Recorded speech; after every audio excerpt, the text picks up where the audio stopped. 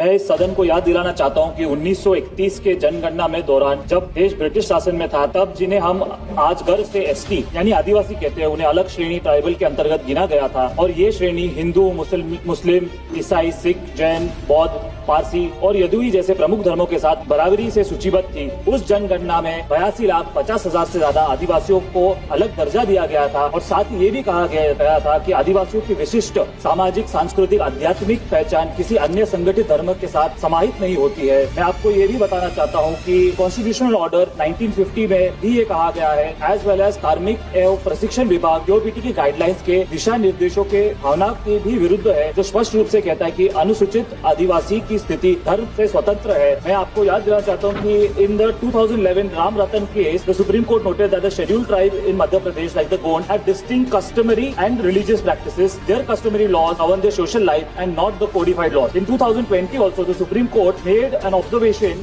regarding separate Sarna religious code for the Adivasi. The union government has acknowledged in affidavits that many tribals don't identify as Hindu but as Sarna followers or traditional animists. In 2021, the Orissa High Court also confirmed and requested the government to adopt a separate Sarna religion for the census and tribal faith.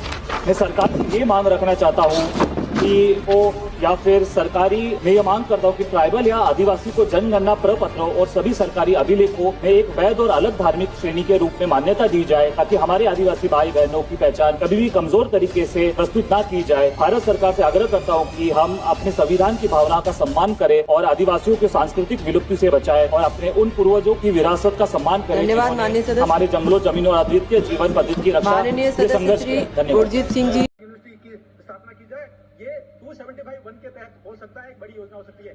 साथ ही मैं ये कहना चाहता हूँ कि जनजाति समाज पूरे देश में हिंदू समाज है, जिस प्रकार से अलग धर्म कोड की मांग जो यहाँ की गई है बहुत गलत है। मैं इस पे आपत्ति करता हूँ। देश के 720 जनजातियां इसकी आपत्ति करती हैं। धन्यवाद सभापति महोदय।